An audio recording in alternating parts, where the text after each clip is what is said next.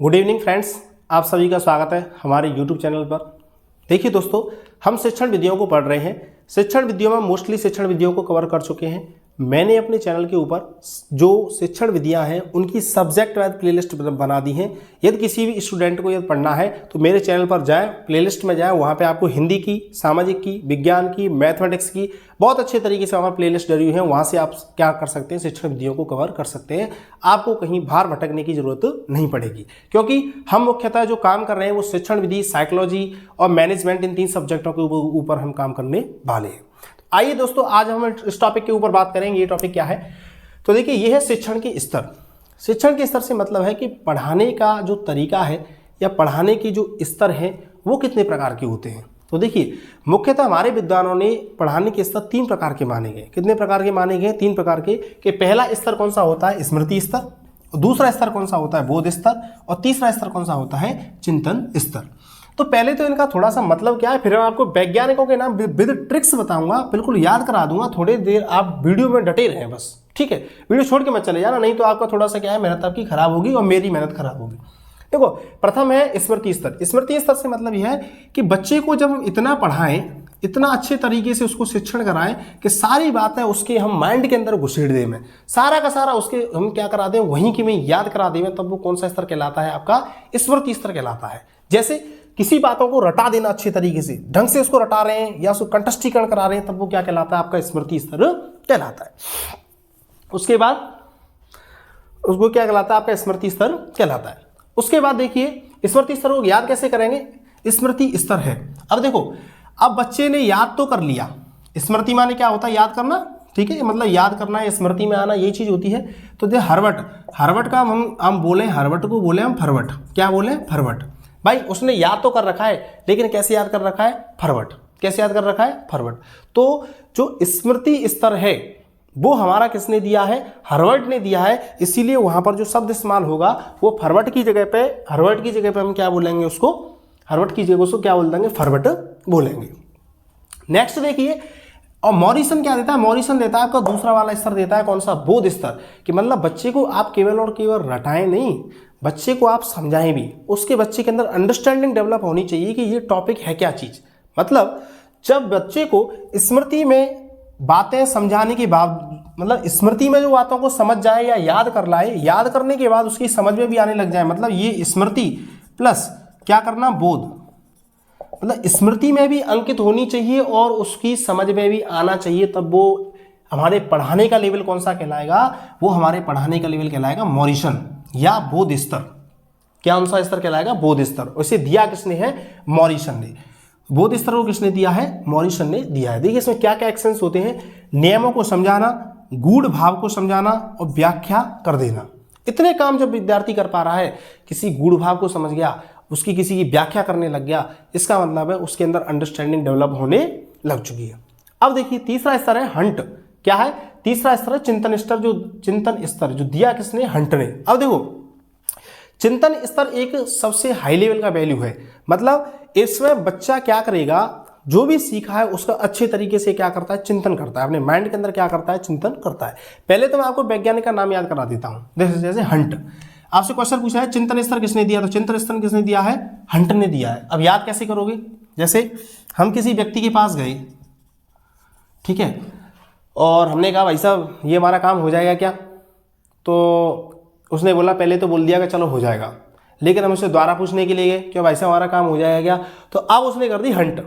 अब उसने मतलब क्या कर दी? हंट कर दी, मतलब मना कर दी उसने। तो देखो क्या होगा? हंट। अब जब तो जैसे ही कोई आदमी हंट करेगा तो क्या होगा? आदमी चिंता में आएगा कि नहीं आएगा? जैसे आपसे किसी ने वायदा कर रखा है और वायदा वो क्या करे? आपका तोड़ दे, आपसे मना कर दे, उसको हंट कर दे, तो क्या होगा? आप किस में आ जाओगे? चिंता में आ जाओगे। तो देखो बेटा, कैसे याद करना है? ऐसे पूछा जाएगा चिंतन स्तर किसने दिया, तो चिंतन। आपको ध्यान रखना है, चिंतन मतलब चिंता। चिंता कब होगी? जब हमसे कोई किसी बात को क्या कर देगा? हंट कर देगा। अब एक था कौन सा स्तर? स्मृति। कोई बात स्मृति में अंकित कब होती है? जब हम उसे फॉरवर्ड तरीके से क्या करते हैं? याद करते हैं। और तीसरा आपका कौन सा रह जाएगा बेटा? मॉरिसन रह जाएगा। तो इसको आप याद कर लेना कि बोध स्तर है वो किसका क्या कहलाता है? मॉरिसन कहलाता है। अब थोड़ा सा और जल्दी समझ लेते हैं इसमें क्या है कि ये जो अप्लाइड होगा हरवर्ट वाला, ये प्राथमिक स्तर पर अप्लाई होगा। कहाँ स्तर पर, कौन से स्तर पर अप्लाई होगा? प्राथमिक पर, क्योंकि बच्चे के अंदर सोच और समझ अभी है नहीं, बच्चा हमारा अभी छोटा है, इसीलिए किस पर होगा? प्राथमिक स्तर। अब माध्यमिक स्तर पर क्या होगा? जो मॉरिसन है ये होगा कौन से स्तर पर? माध्यमिक स्तर पर। और ये जो हंट वाला ये कौन से स्तर पर होगा? उच्च माध्यमिक स्तर पर होगा। अब देखो इसमें क्या होगा, अध्यापन कराने के लिए टीचर को ज़्यादा एक्टिव रहना पड़ेगा। एक्टिव रहेगा, देखो टीचर है क्या रहेगा? एक्टिव। स्टूडेंट क्या रहेगा? निष्क्रिय। इसमें देखिए टीचर ज़्यादा मेहनत करेगा तभी जाके विद्यार्थी को याद होगा। ज़्यादा मेहनत किसको करनी पड़ेगी? किसको करनी पड़ेगी ज़्यादा मेहनत? टीचर को। जैसे मैं आपको बता दूं, मैं आपके लिए ज़्यादा मेहनत कर रहा हूं, एक्स्ट्रा मेहनत कर रहा हूं कि मैं आपको सारी चीज़ों को रटा दूं, आपको बहुत अधिक मेहनत नहीं करनी पड़े, ठीक है ना। तो ये जो स्तर है ये कौन सा स्तर कहलाता है आपका? कौन सा स्तर कहलाता है? हार्वर्ड वाला स्तर या स्मृति स्तर कहलाता है। दूसरा जो मॉरिसन है, मॉरिसन वाले में आपको पता है क्या था इसमें कि मतलब नियम को समझाना या किसी विषय वस्तु को विद्यार्थी क्या करने लग जाए, समझने लग जाए, तब वो क्या कहलाता है आपका? मॉरिसन स्तर या बोध स्तर कहलाता है। तो इसमें क्या होगा?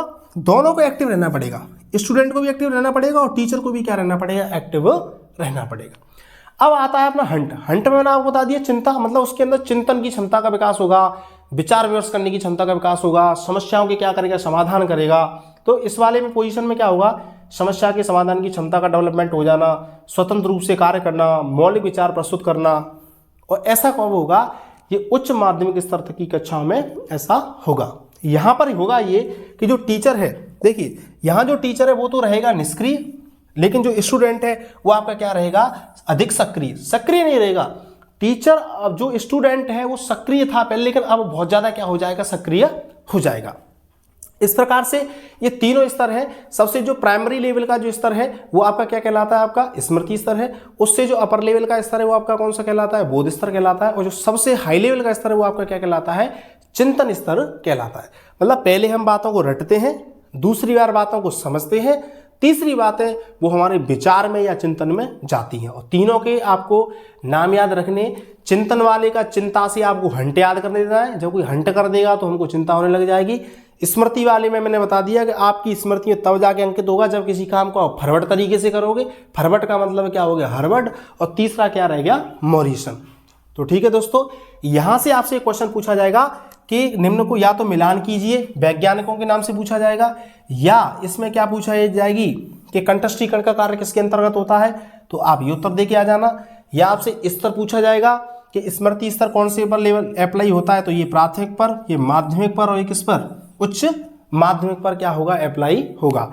फिर एक्टिवनेस बता देना कौन कौन एक्टिव है। यहाँ टीचर एक्टिव है, स्टूडेंट एक्टिव नहीं है, या दोनों एक्टिव है। यहाँ पर क्या होगा? टीचर निष्क्रिय हो जाएगा और यहाँ पर ये स्टूडेंट अधिक सक्रिय हो जाएगा। इस प्रकार से दोस्तों आप इसको ग्राफ खुद से समझेंगे तो ये आपका जो टॉपिक है शिक्षण के स्तर आपको हाथों हाथ क्या हो जाएगा? याद हो जाएगा।